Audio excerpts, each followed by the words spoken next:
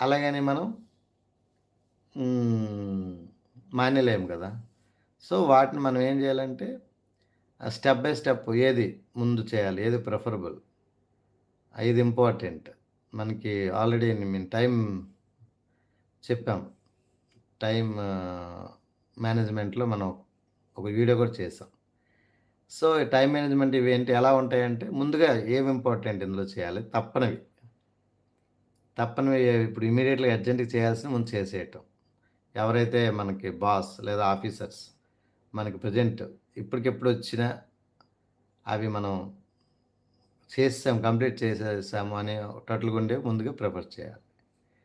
ఆ తర్వాత అలాగలాగా one by one పెట్టుకోవాలి. ఇంపార్టెంటు అలాగా ఇంపార్టెంట్, అర్జెంట్ ముందు పెట్టుకోవటం. తర్వాత ఇంపార్టెంట్, నాట్ అర్జెంట్. తర్వాత ఇం not important, urgent. Last not important, not urgent. ఇలా మనం 4 కేటగిరీలో మన పనులు గాని పెట్టుకుంటే ప్రెషర్ అనేది ఏ ఎందులో కూడా